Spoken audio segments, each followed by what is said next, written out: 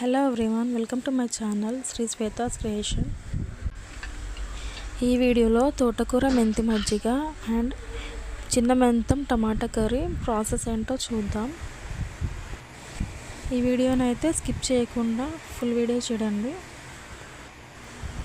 First అయితే మెంతం కూర roots cut చేసి వాష్ చేసుకొని కట్ చేశాను.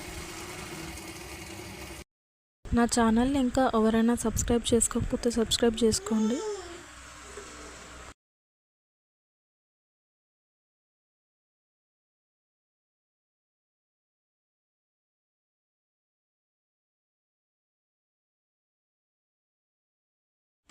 ఇక్కడైతే టమాటాస్ ఇంకా హాఫ్ ఆనియన్ తీసుకున్నాను.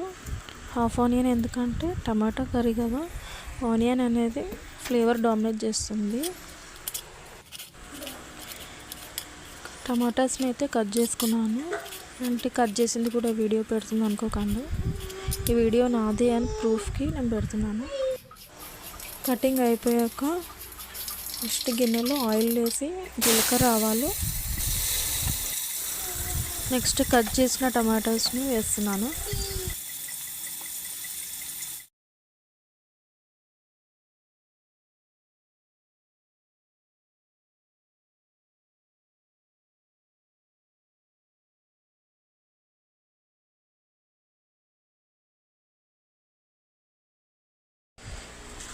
నెక్స్ట్ కట్ చేసిన ఆనియన్ వేసాను.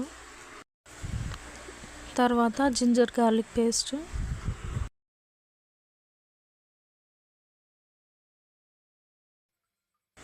తర్వాత పసుపు ఉప్పు వేసాను.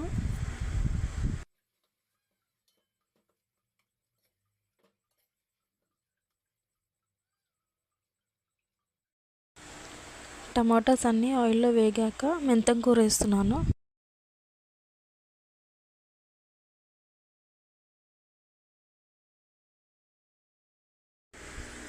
తర్వాత మెంతం కూర టమాటా ఆయిల్లో మగ్గాక కారం వేస్తున్నా. ఫస్ట్లోనే ఎందుకు వేయలేదంటే కింద అడుగంటుతుంది, మాడిపోతుందని వేయలేదు.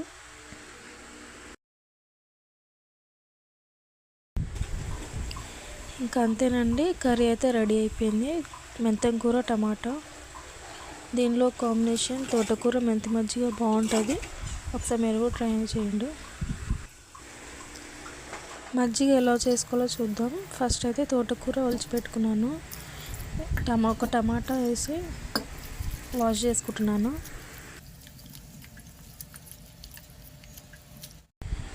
వాష్ చేసుకున్నాక తగినంత నీళ్ళు పోసి బాయిల్ చేసుకోవాలి.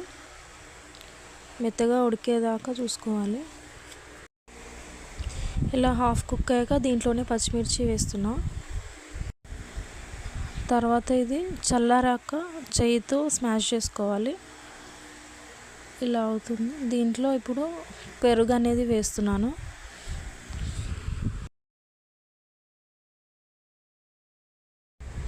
తర్వాత దీంట్లో ఉప్పు వాటర్ వేసుకొని కలుపుకోవాలి.